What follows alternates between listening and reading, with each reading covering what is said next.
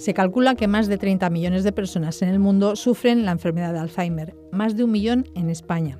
A pesar del enorme impacto de esta enfermedad, es bien sabido que hasta el momento no existen ni tratamientos eficaces ni se puede hablar todavía de la ansiada vacuna, aunque todas las líneas de investigación están abiertas. Si nos preguntamos, como vamos a hacer hoy en este programa de Sin Distancias, si hay realmente algo nuevo e importante que se pueda decir sobre Alzheimer, la respuesta es sí.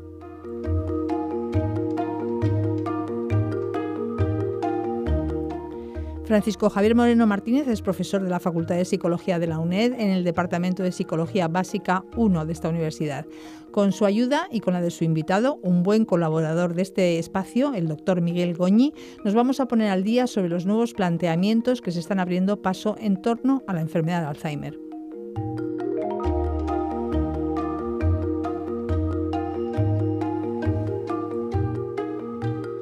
Hola, buenos días. Estamos aquí de nuevo en esta serie de programas que llevamos haciendo de hace ya unos años con la ayuda y la colaboración del doctor Miguel Goñi, de mi amigo Miguel Goñi. Miguel Goñi, como ya le conocéis todos, es un neurólogo que lleva pues muchísimos años ya de carrera. Quizá ya se van haciendo demasiado, ¿no? Pero bueno, trabaja en el Hospital Universitario de Burgos. Y es el responsable del área de demencias y es una de las personas que yo conozco que más conocen del tema de demencia, ¿no? Pues hoy hemos retomado el tema de las demencias, pues porque yo creo que había que hacer un programa quizá de refresco, ¿no? Quizá, Miguel, de ver qué cosas nuevas están apareciendo, qué enfoques nuevos están apareciendo, que quizá qué nueva visión está tirando del tema de las demencias, ¿no? Ya no estamos hablando, o además estamos hablando no solo estamos hablando de diagnóstico, ¿no? No solo estamos hablando de tratamiento, sino que quizá se está poniendo en boga, está apareciendo un nuevo concepto muy importante en otras áreas de la medicina o en otras áreas de la salud en general, como es la prevención. De hecho, los últimos criterios clínicos que se manejan para la demencia de enfermedad de Alzheimer, hacen bastante énfasis quizás en este tema, en el tema de la prevención, en el tema de buscar biomarcadores que nos puedan ir dando pistas. Quizá, Miguel, estos tres puntos: diagnóstico, tratamiento y ahora prevención, podrían ser las piedras angulares de lo que es la asistencia clínica. ¿Qué nos puedes contar de esto? Sí. Buenos días. Buenos días, Javier. Muchas gracias por invitarme a participar una vez más con vosotros en este ciclo de charlas informales. Bueno, pues yo creo que para acercar al público en general un poco más el mundo que se está viviendo en la demencia, ¿no? Es verdad lo que dices, o sea, ahora mismo la prevención es uno de los estándar gold de la asistencia neurológica a las demencias, y probablemente ha cambiado ese concepto de hace años. O sea, ¿y qué es prevención? Probablemente la enfermedad de Alzheimer es una enfermedad genética en la que hay un componente ambiental parejo muy importante. Entonces, pensemos que estamos hablando de 30 millones de personas en el mundo. Hay estudios, y con esto empezamos la conversación, hay estudios que dicen claramente que si somos capaces de controlar hipertensión, diabetes, obesidad, hiperlipemia, y somos capaces de trabajar cognitivamente y trabajar físicamente, de esos 30 millones, si conseguimos reducir los factores que he dicho en un 15 o un 20%, podemos reducir 1,5 a 3 millones el número total de enfermos. Pues ya, Miguel, estamos hablando que podríamos decir que la enfermedad, en este caso la demencia de Alzheimer, se podría empezar a enfocar como otro tipo de enfermedad. Vamos a decir, por ejemplo, las patologías cardiovasculares, ¿no? Es decir, hay una serie de factores que se saben que están incidiendo y que si se controlan, pues pueden ayudar a paliar, a reducir. Estamos en esa dinámica, Miguel. Claro, el fin ahora es: vamos a diagnosticar enfermedad de Alzheimer antes de que el síntoma princes de la enfermedad de Alzheimer, que es la demencia, llegue a desarrollarse. Entonces, estos estudios lo que han hecho es ver que efectivamente, a lo mejor, yo creo que la enfermedad de Alzheimer, centrémosla, hay un grupo que es menos de un 5% que son hereditarios. Uh-huh. Si son hereditarios, quiere decir que de un padre o una madre con Alzheimer y la mutación, el 50% de los hijos van a salir con enfermedad de Alzheimer. Incluso, como luego yo creo que hablaremos luego después, incluso ahora mismo hay proyectos en el mundo de ver si se puede retrasar la aparición, vuelvo a decir, no de la enfermedad, que probablemente la enfermedad, esos casos genéticos la tienen desde el nacimiento, pero que los síntomas, y de hecho hay medidas que se están haciendo para retrasar la aparición de los síntomas. Entonces, quitado ese 5% de enfermedad genéticamente determinada o directamente genéticamente determinada, lo que sabemos es que hay una serie de genes de susceptibilidad. Y contra los genes no podríamos ir, pero sí, si hacemos un programa de intervención, podemos retrasar la carga lesional que esos genes son capaces de establecer en nuestro cerebro. De hecho, este año ya se ha publicado, en el mundo hay un montón de estudios, hay un consorcio europeo de estudios de prevención de la enfermedad de Alzheimer, y este mismo verano se ha publicado en Lancet Neurology, que es una de las revistas más prestigiosas, los primeros resultados del estudio FINGER, que es un estudio que se hace en Finlandia de prevención. Fíjate los resultados que han dado. Con 2 años de intervención, de control de esos factores metabólicos, de terapia cognitiva y de ejercicio físico, incluso de algo que si quieres podemos hablar luego, de compromiso social de alguna forma establecido, parámetros que vosotros los psicólogos valoréis muy importantes en la enfermedad de Alzheimer, como son memoria, deterioro global, velocidad de procesamiento, capacidades ejecutivas, se han conseguido al primer y el segundo año de intervención diferencias estadísticamente significativas. Es decir, que alguien que en 2 años se le haga intervención de prevención de factores, se le haga intervención terapéutica cognitiva y se le haga rehabilitación física, se consigue mejorar su memoria, su capacidad ejecutiva, su velocidad de procesamiento. Y como ellos mismos han dicho, cuando lo han presentado, con el único efecto secundario de las agujetas del ejercicio físico. Entonces, estamos oyendo información que se habla de que esta enfermedad efectivamente, o según lo que tú nos estás diciendo, se podría llegar a prevenir. ¿Es así? Sí, ¿hasta qué punto? Realmente podemos prevenir los efectos devastadores de la enfermedad. Ya digo, probablemente el concepto de enfermedad, vamos a ver, ¿qué es demencia? La demencia es la pérdida de capacidades cognitivas que nos hacen perder nuestra independencia y nuestra autonomía. Uh-huh. A la edad que sea, empezamos a no manejar el tema de bancos, a no organizar la casa como antes, a tener problemas en el ámbito laboral, la compra, los proveedores, una serie de cosas. Vale, eso es demencia. Pero la enfermedad de Alzheimer, y eso se sabe perfectamente, aparece los primeros cambios neuropatológicos en el cerebro, los famosos placas y ovillos neurofibrilares, aparecen 20 o 30 años antes de que estos síntomas aparezcan.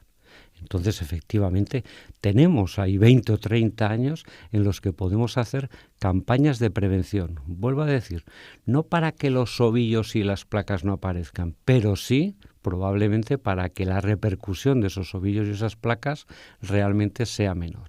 Y ahí es donde estamos trabajando. Eso, más diagnóstico precoz, lógicamente.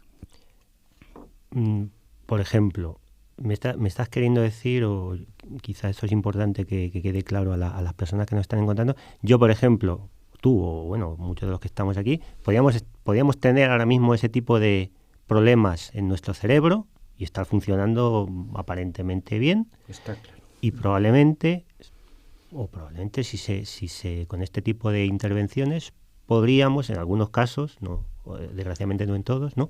Podríamos llegar a paliar, podríamos llegar a ralentizar, podríamos llegar a, bueno, pues sí, quizá más que a eliminar, ¿no? Sí, a ese... Mira, salvo en la alteración genética, todo lo demás está en fase de investigación.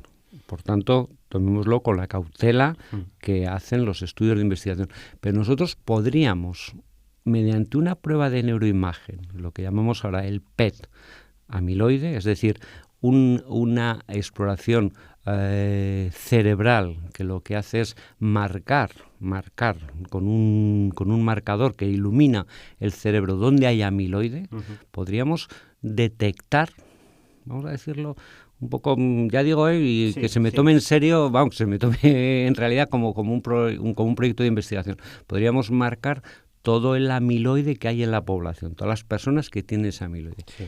Y efectivamente, si fuera eso, estuviera con la suficiente carga de sensibilidad y especificidad como para que fuera diagnóstico, ahí podríamos detectar gente con enfermedad sin síntomas de enfermedad y entonces efectivamente podríamos prevenir. Hay un problema además asociado, que es que al no tener un tratamiento médico directo, muchas veces se podría hasta, y creo que coloquialmente, cuestionar el interés de saber si yo voy a tener la enfermedad. Pero eso, con los datos que estoy dando, que estamos viendo en los diferentes estudios de prevención, sí que sería factible.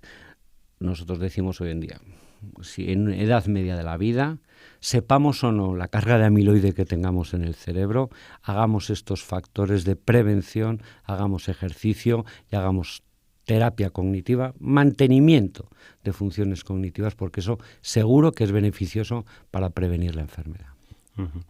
Vamos, todos sabemos, bueno, si no lo sabemos, quizás sería bueno que hagamos una puntualización, que la enfermedad de Alzheimer es una enfermedad muy cara de tratar, no es así, Miguel, es decir, los fármacos que se están recetando, que bueno, que tampoco, digamos que sirven un poco para paliar algunos síntomas de la enfermedad, son caros, ¿no? Entiendo. Desde el punto de vista económico, que quizá pues es un factor muy importante hoy en día, ¿no? En la época en la que nos ha tocado vivir, sería recomendable, sería bueno esta prevención de la que llevar a cabo este tipo de prevención de la que nos estás hablando tú ahora mismo. Sin duda. Vamos a ver, en España venimos a hablar de 24.000 euros anuales el coste del cuidado. Efectivamente, has dicho los fármacos son caros, sí. Pero si los fármacos fueran caros y eficaces y frenaran completamente la enfermedad, correcto, pagaríamos lo que fuera. El problema es que como no está ocurriendo, alrededor de la enfermedad de Alzheimer hay una serie de gastos desarrollados, pues desde asistencia, desde centros de día, residencias, pero cómo no, la hija que para cuidar a su padre tiene que pedir media jornada en el trabajo, o sea, una serie de gastos directos e indirectos que se viene a cifrar en esa cantidad. Si yo he dicho antes que con un programa a 2 años podríamos retrasar la aparición de la dependencia que provoca la enfermedad, si ahorramos 1,5 millones, 3 millones, multiplícalo por los 24.000 euros. Ya sé que son números que pueden ser un poco irreales, pero no, está claro que esto sería una medida de farmaconomía tremenda. Otro tema es que además de la prevención, el detectar con estas medidas de investigación que he dicho, de diagnóstico precoz en la enfermedad, va a servir también, porque ahí sí que, y yo creo que enlazamos, si quieres, con el siguiente tema. Bueno, ¿hay alguna novedad en tratamiento? Pues posiblemente no hay demasiadas novedades en el tratamiento, y yo creo que ya llevamos diciéndolo unos años. La propia sociedad científica, tenemos una cierta urgencia social, pues porque a nuestros pacientes el último fármaco aprobado data de hace 15 años, 14 me parece exactamente. Entonces estamos en un impasse en el que nos gustaría poder ofrecer más tratamientos. ¿Qué nos está diciendo la investigación? Bueno, la investigación está diciendo que hay muchos fármacos que realmente en los ensayos clínicos están fallando, o bien porque no son eficaces o bien porque hacen efectos secundarios. Pero, por ejemplo, este verano se presentó en Washington un estudio de un anticuerpo monoclonal en el que se vio que, aunque el estudio global no era favorable en cuanto a la respuesta de las personas afectas, sí que si cogíamos el subgrupo de pacientes más leves, o sea, más leves, o sea, el que tiene la enfermedad en una fase de inicio muy precoz, sí que se podía retrasar significativamente. En el fondo, volvemos a lo que decíamos antes. Si conseguimos diagnóstico precoz, si conseguimos antes de que empiece la enfermedad a manifestarse, podríamos incluso poner en marcha estas terapias que todavía tienen que recorrer camino, pero podríamos conseguir verdaderamente sí que frenar esa evolución. Con lo cual, fíjate, bueno, que el futuro podría ser un poco menos... Unos pocos van haciendo un mucho, claro, ¿no? Unos pocos van haciendo un mucho. El futuro podría no ser tan pesimista. Contamos con algo de prevención. Si estos tratamientos que se desarrollan en fases muy leves o prodrómicas, que es una palabra que usamos para definir esa enfermedad que todavía no ha dado síntomas, entonces a lo mejor sí que conseguimos verdaderamente ser eficaces en nuestra asistencia. Oye, Miguel, viniendo a colación con esto, yo sé que tú estuviste, y no sé si sigues todavía en ese proyecto, en un proyecto de las famosas vacunas, tal. ¿Nos puedes contar algo de eso? ¿Cómo estás?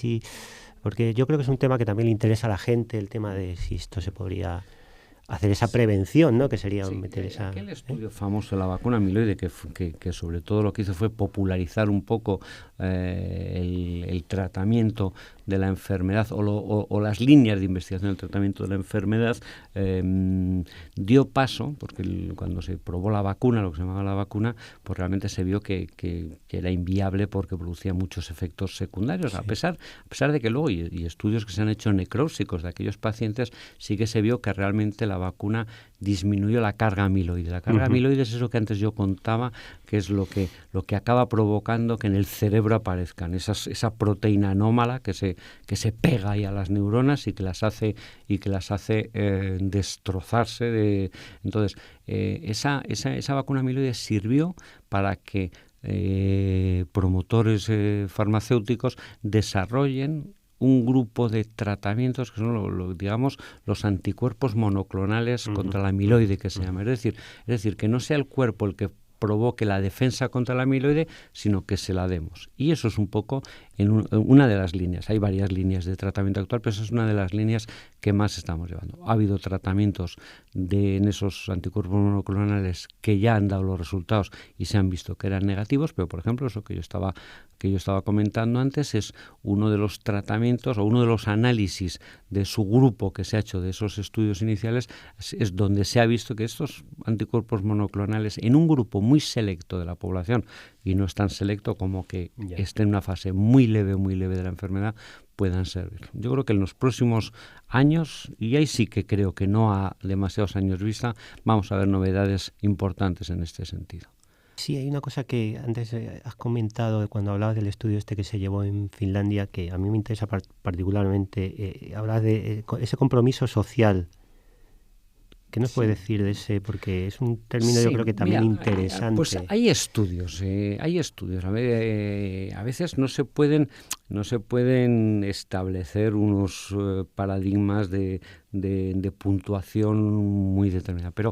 Pero todo el mundo que está trabajando en estudios epidemiológicos de la enfermedad de Alzheimer dice que mantener ejercicio físico, mantener capacidad intelectual positiva, que eso es lo que sabemos de ese estudio, pero además vivir socialmente, trabajar con un cierto compromiso, pues yo qué sé, en ONGs, según las creencias de cada uno, en parroquia, en centros y además me atrevería a decir que en los tiempos que corren sería un compromiso que además es muy satisfactorio y muy útil para la sociedad. Bueno, pues que esas personas que han trabajado en este tipo de compromisos realmente son capaces de disminuir también la evolución de la enfermedad.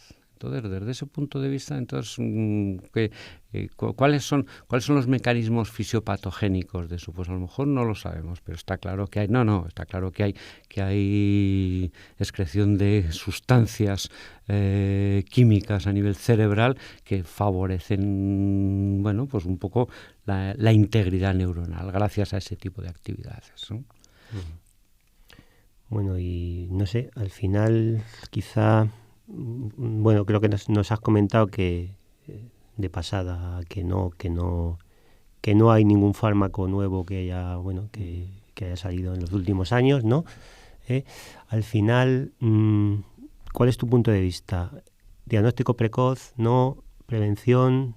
¿Cómo colocamos todo esto? Sí, yo creo que el resumen de lo que ahora mismo estamos compaginando entre la asistencia y la investigación es en la asistencia, pues con los medios que tenemos, porque efectivamente los que hablo yo son muy de investigación, el PET amiloide, la resonancia funcional, hay una serie de cosas que están todavía en investigación, pero en la asistencia día a día hagamos el diagnóstico precoz con las herramientas que tenemos, que lo podemos hacer, test neuropsicológicos suficientemente validados, detección por las familias, por los equipos de atención primaria, por las unidades de demencias y puesta en marcha de los tratamientos que tenemos, puesta en marcha, ¿por qué no?, de proyectos de investigación y puesta en marcha de medidas de apoyo sociosanitario al paciente y al cuidador. Eso sería el resumen de lo que hacemos.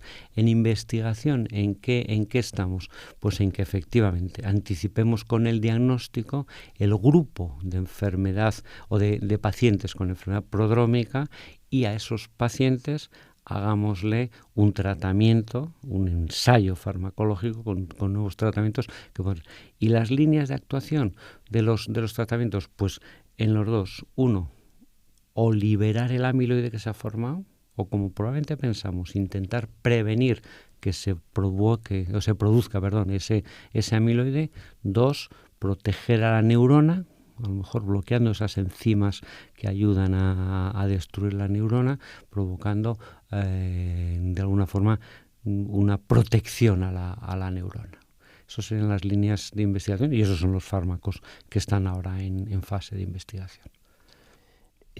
Hablas ahora de yo creo que de un tema también importante que, bueno, hemos empezado con él y a lo mejor pues casi no sé si vamos a terminar con él, pero el tema de los proyectos de investigación, ¿no? El tema de, bueno, al fin y al cabo del dinero, ¿no? De los fondos, ¿no? Según tu punto de vista, tú que estás en primera línea en líneas de investigación en proyectos importantes, ¿cómo está ese tema ahora, Miguel? ¿Estamos tan mal como aparentamos? ¿No estamos tan mal? ¿Se está recortando tanto? ¿Se está recortando menos? ¿Qué mensaje le mandamos a...? Yo creo que en enfermedad de Alzheimer y a nivel mundial se está, pues porque, bueno, luego hay que aceptar que incluso el que haya habido personas públicas que hayan declarado su enfermedad y que de alguna forma eso ha hecho mover un poquito a nivel social el estigma que había sobre la enfermedad.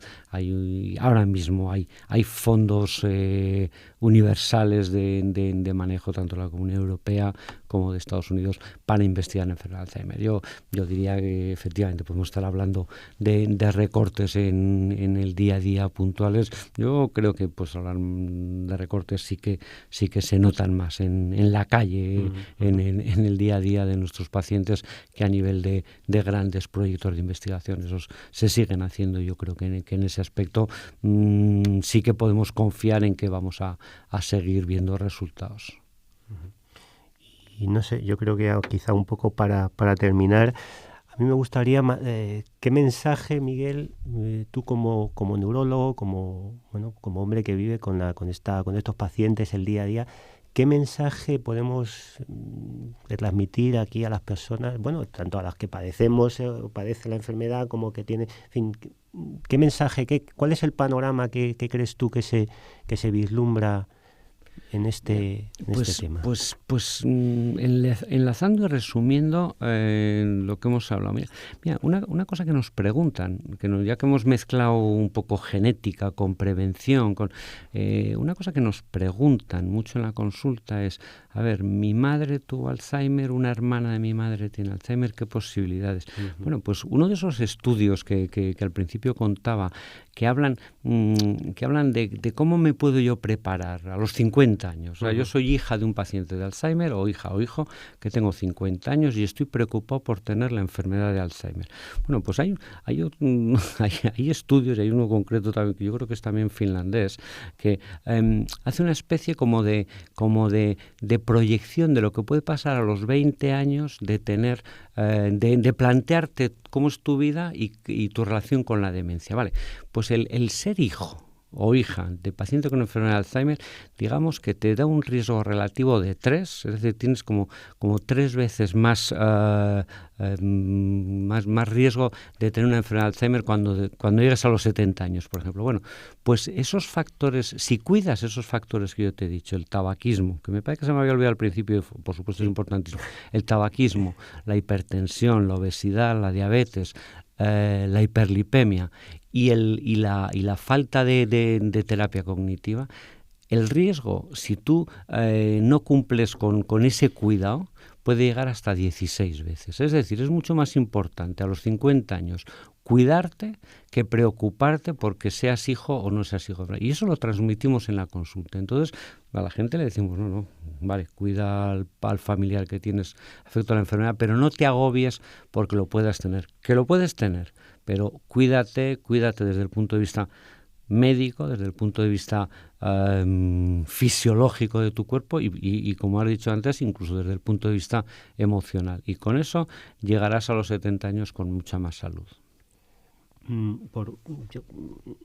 Hay un tema que yo creo que hasta lo acabas de comentar, el tema del tabaquismo, porque realmente hay gente que te pregunta, yo cuando voy a dar alguna charla, oye, esto del tabaco, yo he oído que a veces que puede ser bueno, que puede ser malo, como que, a ver. No hay ninguna duda. El tabaco, en algún momento hubo algunos estudios sobre si la nicotina podía prevenir ciertas enfermedades neurodegenerativas, pero desde luego ahora mismo nadie en el mundo sostiene que fumar sea beneficioso. Al contrario, está demostrado porque el tabaco siempre lo relacionamos con el pulmón, lo relacionamos con los cánceres, pero hay un parangón de la afectación provocada por la nicotina, por el tabaco, que es la enfermedad vascular. Y la enfermedad vascular, en el fondo, es parte de lo que hace una enfermedad vascular con inflamación, con radicales libres a nivel cerebral, pero la enfermedad vascular es una de las cosas que hace que nuestro cerebro se mantenga indemne. Entonces, el tabaco es una lacra social que hay que quitar definitivamente, vamos. O sea, que tabaco no es tabaco, bueno para casi nada, ¿no? Tabaco es anti cualquier medida de las de prevención que hemos comentado. Yo creo que el ejercicio físico moderado, la dieta, por supuesto, de control de comer en exceso y controlar la tensión y el azúcar es lo que es más importante para prevenir, ya digo, y probablemente es el resumen final, para prevenir no tanto que aparezca la enfermedad, sino que tarde más en aparecer. Ese sería el mensaje final, ¿no? No vamos a luchar contra la enfermedad probablemente esté ahí, pero sí que vamos a luchar contra que aparezca hoy, que tarde 2 años en venir, con lo que eso supone de independencia personal, de integridad familiar, de componente social y de economía, como decías tú antes, ¿no? Bueno, Miguel, pues yo creo que yo he estado encantado escuchándote como siempre. Yo creo que has dado pues unas pinceladas muy importantes sobre nuevos enfoques que están apareciendo en cuanto al tema de las demencias, y de verdad yo te quedo muy agradecido por venir desde Burgos aquí a compartir con nosotros tu sabiduría y por contarlo también como lo cuentas, que la verdad que da gusto escucharte y de verdad te agradezco mucho tu presencia. Sí, sabes que podéis contar conmigo para cualquier planteamiento que queramos hacer alrededor de la enfermedad de Alzheimer y de las demencias, ¿no? Y te emplazo pues para que vengas por aquí otro día y nos cuentes más cosas y a ver si podemos contar cosas, pues eso, en esta línea, ¿no? De mejoría, ¿no? Gracias, Miguel. Buenos días. Muy bien, muchas gracias.